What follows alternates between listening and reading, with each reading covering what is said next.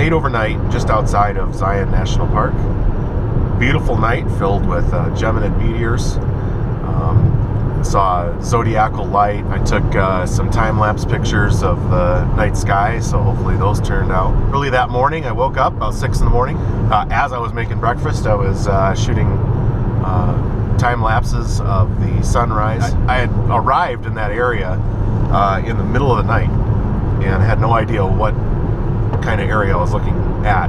What I didn't realize, I was actually like on the rim of a canyon, like just barely on the rim of it. So that was kind of neat, waking up to that. Second day, left for Bryce Canyon National Park, and I spent most of the day in Bryce, and Bryce blew me away.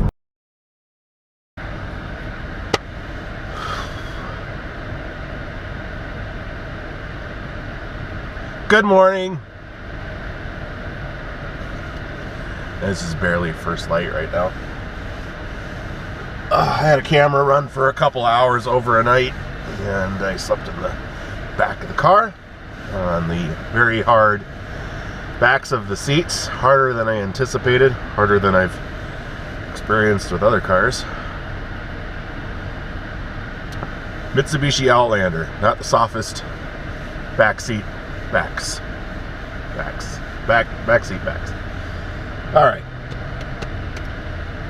time to, well, right now I'm waiting for the sun to come up a little bit more so I can see. I'm gonna collect some twigs, get my stove going, cook up some rice for breakfast, some warm rice for breakfast, rice and veggies, and yeah, time to pack up and get ready to go. Onward. So a tiny snafu I encountered last night was that I went to go ahead and charge my camera batteries. They need AC power to charge. I don't have a DC charger for them. Let me turn this down. I don't have a DC charger for my camera batteries. So I have an inverter with me to take care of that problem. And with the inverter, there's two options. You can do alligator clips, or you can do the cigarette adapter. And the adapter, the cigarette adapter, has its own little fuse in it, and I had grabbed the wrong one, the wrong cigarette adapter for my inverter, because just by plugging it in, it blows the fuse, or blew the fuse inside of the cigarette adapter. So I'm running off of the alligator clips under the hood of the car to charge my batteries, which is not convenient at all, but hey, whatever, it does the job. Obviously I can't drive around and charge my batteries, so that's kind of an issue. So I'm in the middle of nowhere, and I'm gonna have to look for a fuse. Good stuff.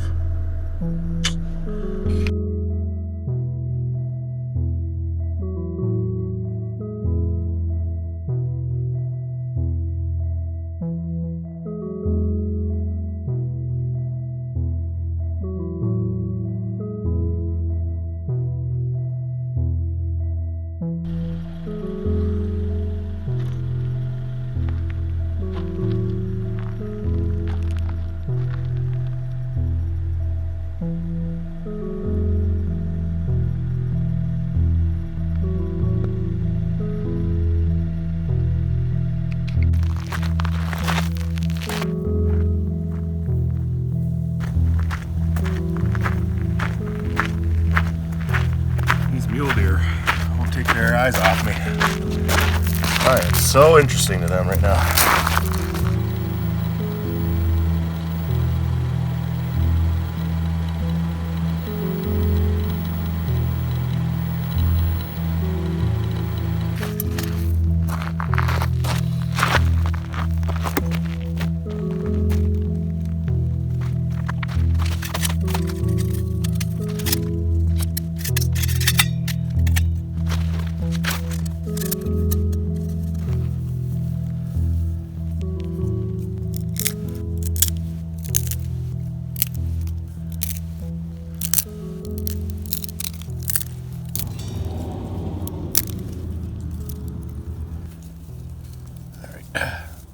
This time I'm going to try a little bit of a tender bundle.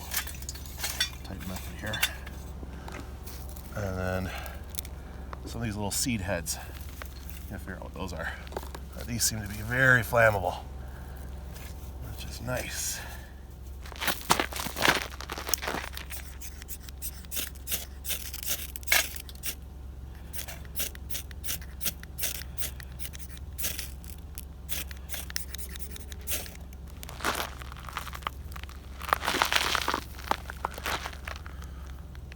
Yeah, not quite. I just need to do more of this grass.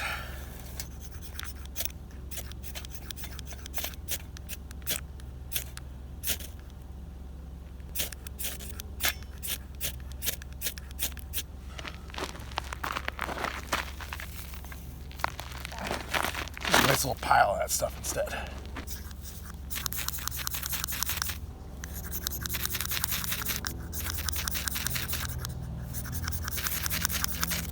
Does not want to catch today. Worked fine yesterday.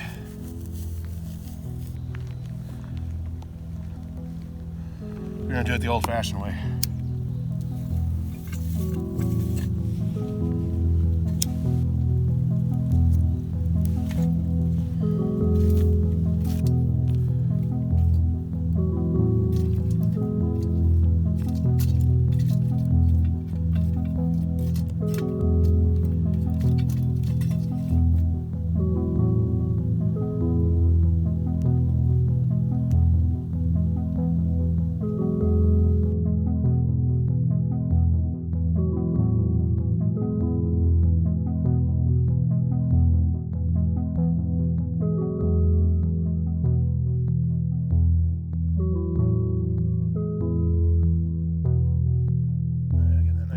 Burn effect going on there. Nice. Where's my lid?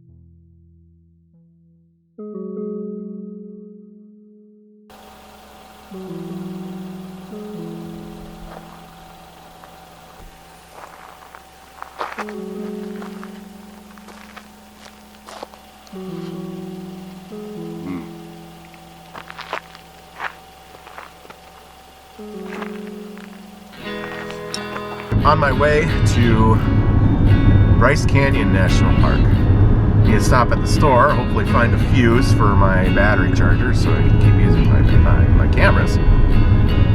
That'd be nice. Be a nice feature.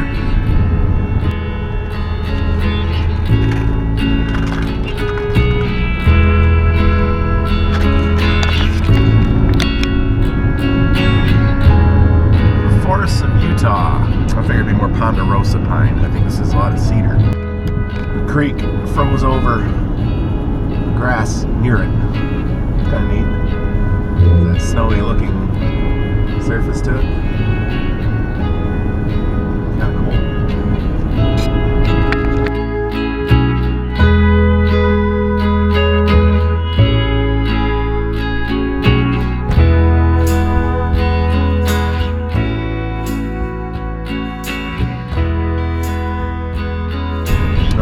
Here it comes. Bryce Canyon.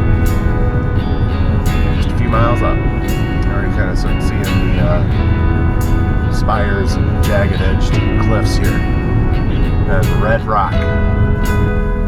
Dixie National Forest. Red Canyon. This may be a spot that I come back for taking night sky pictures here tonight.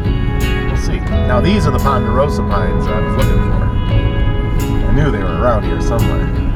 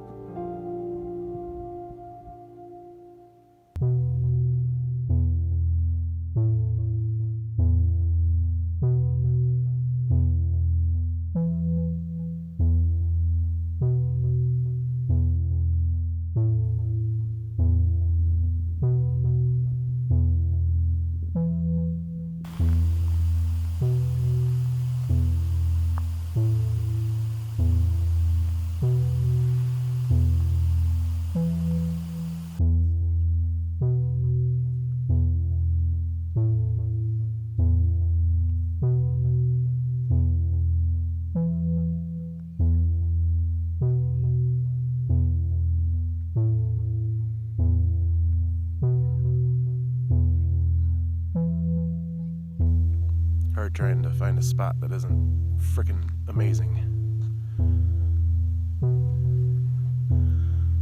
All the way around.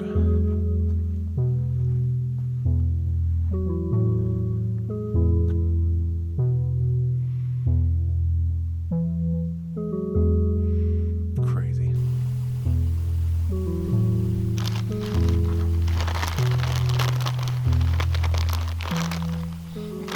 I'm in a picnic area It doesn't have any grills. Perfect use case. There's charcoal all over the ground, so somebody's tried anyway. Bad idea to have a grill out here, I think. As it is, I'm keeping a really close eye on this guy. It should burn pretty clean here in a little bit once it starts to gasify.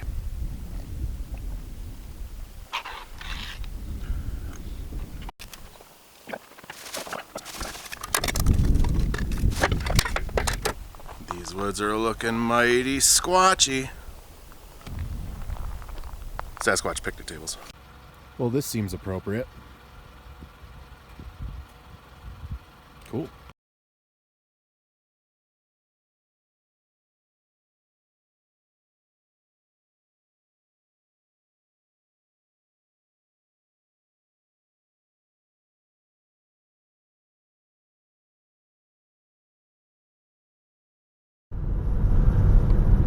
All right, saying goodbye to Bryce Canyon National Park.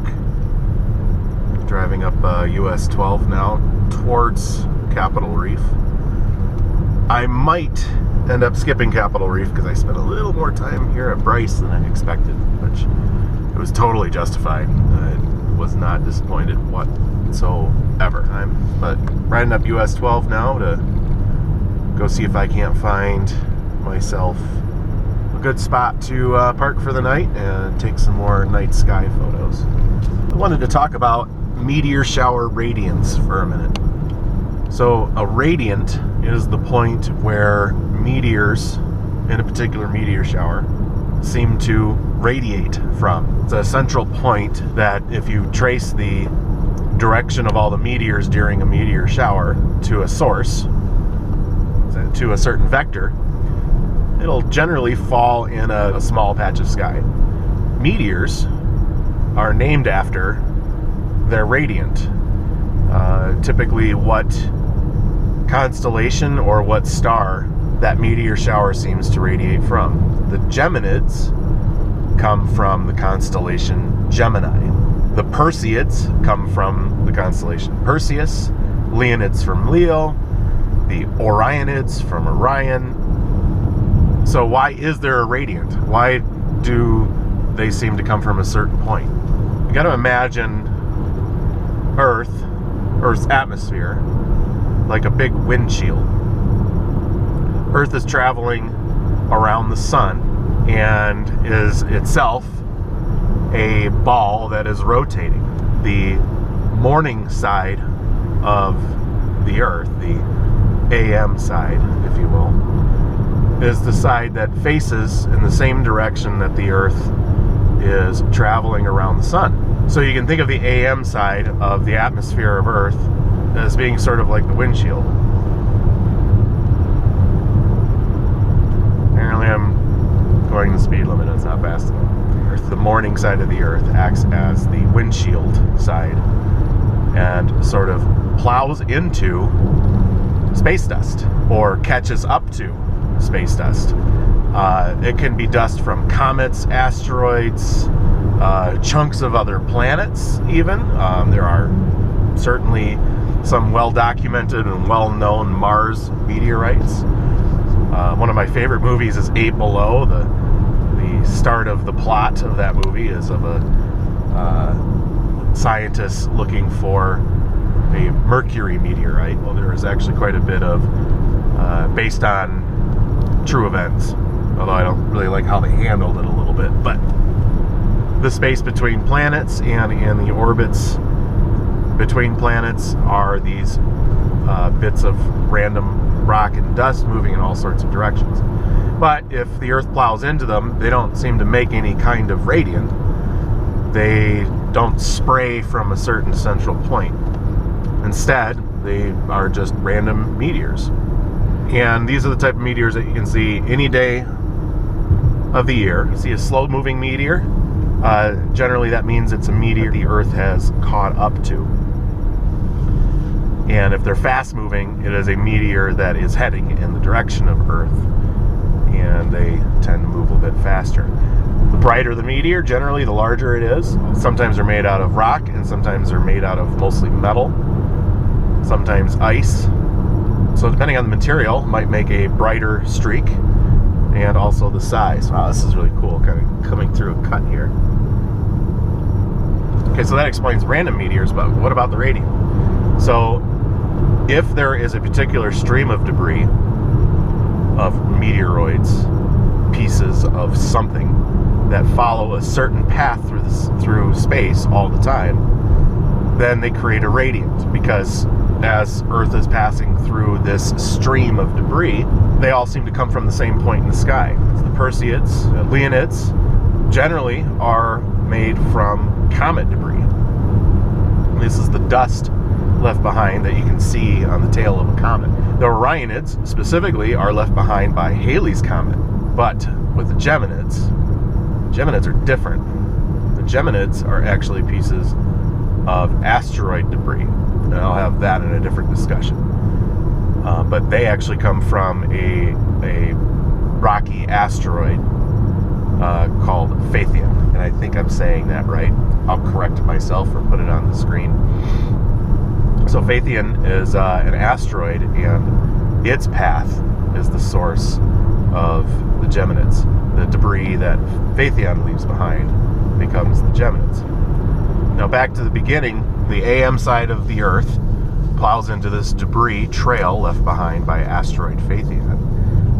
And that particular part of the orbit is sort of, in a way, in the direction of Gemini, but it's also a function of the speed of those meteoroids. Let's look at it this way. Imagine you're driving through a snowstorm, and the wind is blowing the snow in a certain direction, but you're driving into the snow. If you're driving fast enough, it doesn't seem to matter what direction that snow is going, being blown by the wind. It all seems to be coming at your windshield, and in fact creates the same effect as a radiant, as a meteor shower radiant.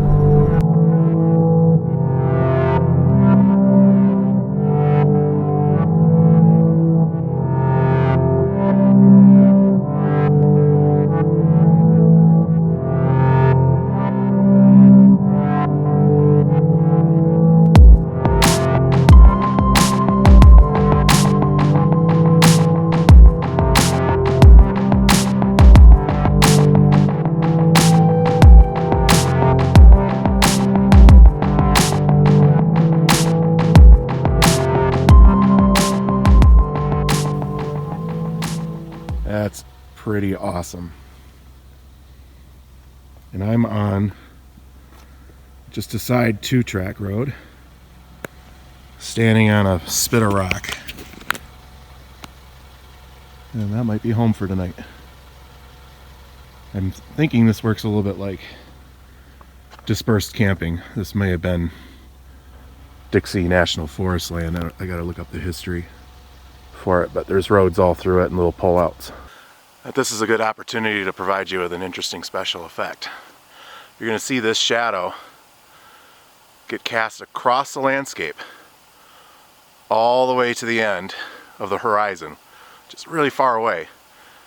Those mountain peaks off in the distance will be the last thing to see any sunlight. Behind them, you're going to start seeing the shadow of the Earth being cast on the atmosphere. And then, as the sun sets further, you're going to see that shadow continue to rise. That's going to look cool. Stay tuned.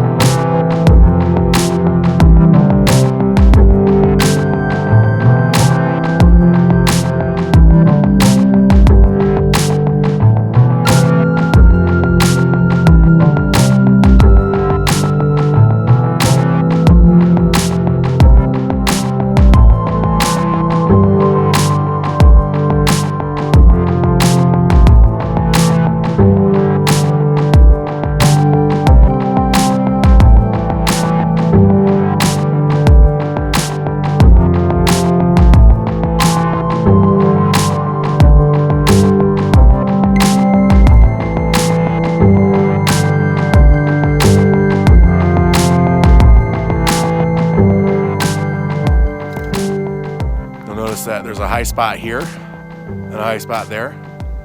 Those are probably mountains off in that direction. And then it rounds down like this. The general shape of it is an arc. It will rise up and settle back down in the other horizon. Because the world, the earth, is round. Weird, huh? Sometimes, yep, you can see them. Sometimes you get these things called anti-crepuscular rays. And those are rays, well, they're shadows. You're seeing the shadows in the sunlight. And those could be, that could be a mountain peak. It could be a storm cloud. It's probably a mountain peak. But there might be quite a few of them in there. And this is about the time in the evening when that starts to become the most prominent.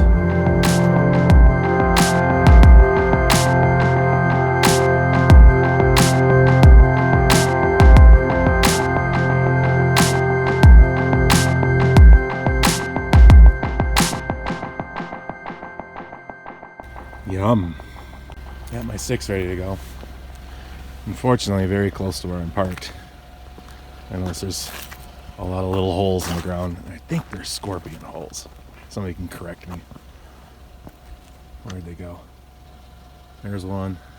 That one might be a mouse. That's like the biggest one I've seen. Anyway, it's dark and I'm having trouble finding it. There's another big hole.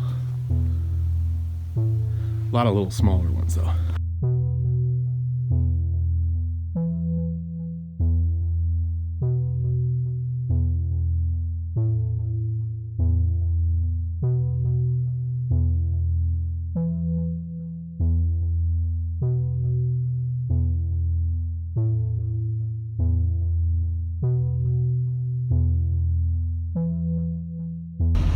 I hit the seek button on the radio.